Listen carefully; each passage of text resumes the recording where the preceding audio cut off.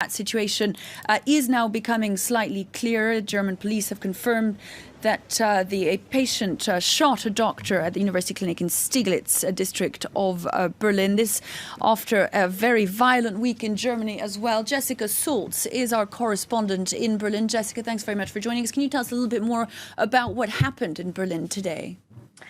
Well, a doctor was shot by a man believed to have been a former patient earlier this afternoon. The patient then fled the scene and hid on the second floor of the hospital, and then he shot and killed himself. Within the last hour, police have updated that the doctor actually, who was shot multiple times, actually recently died from his injuries.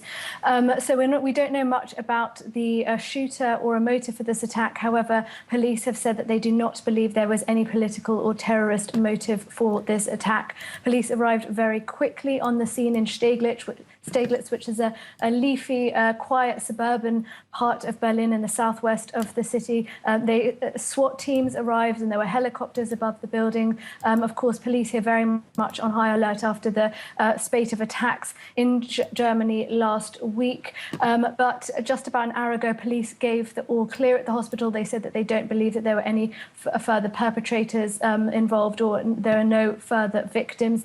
So now all those hundreds of people who had to evacuate the hospital when the police arrived are now starting to file back in. Jessica, thank you very much indeed. We've just been hearing also from Bavarian State Interior Minister Hermann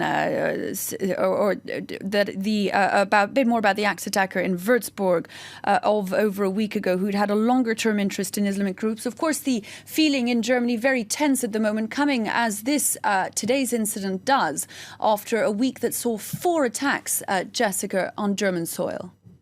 Absolutely. You still get the feeling very much in Germany, here in Berlin, as in the south of Germany, where these attacks were taking place and where I was over the weekend, that the country's still kind of holding its breath. These spate of attacks were completely unprecedented here.